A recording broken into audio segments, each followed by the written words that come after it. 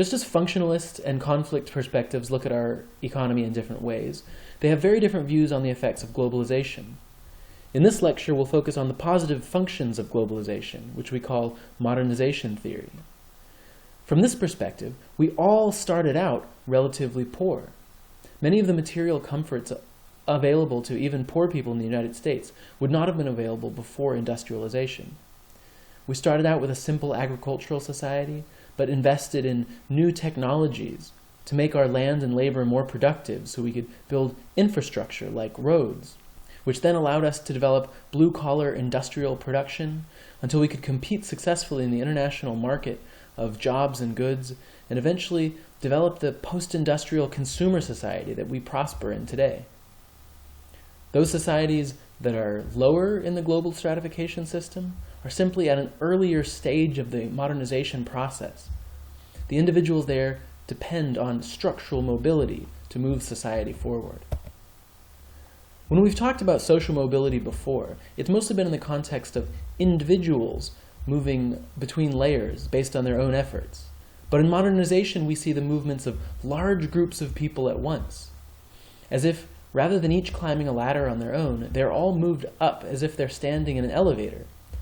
So it's society structures that are moving, and we call it structural social mobility. So how do massive institutions like economies change? Global capitalism works much like our national economy. It is a free market that offers choice and encourages competition. In this system, whole countries and regions of the world compete for opportunities, improving their workforce and infrastructure to bring better jobs and sell more exports. Individuals, meanwhile, compete for the best jobs, and in poor countries where the cost of living is low, they can produce goods cheaply while making a decent living. Multinational corporations, or MNCs, that do business across borders invest in poor societies to make use of cheap resources and workers, while competing for customers by bringing in products previously unavailable or unaffordable to the average farmer. Meanwhile, governments, especially small ones, lose some power to international economics, but still play a role. State capitalism can mean the governments of poorer developing countries making their countries more attractive to investors and subsidizing emerging industries, and governments in wealthy developed countries deregulating trade to help their own MNCs, or taking military or economic action to sanction other states. International welfare plays a role as well, with governments offering loans, emergency help, and guidance to poor countries. Because economic, environmental, and safety issues cross borders, and some multinational corporations have more wealth and economic activity than many small countries, state actions increasingly happen through political coalitions such as the United Nations or the European Union, or financial ones such as the World Bank and IMF. Ordinary people may join non-governmental organizations, global interest groups that influence politics and economy and culture. So as individuals move to cities and whole societies invest in new technologies and education, their level of wealth increases and a comfortable middle class develops, which seeks new opportunities and empowerment. Because modernization means changes in culture and politics as well as economics. In order to produce and compete effectively, people need better education and more freedom.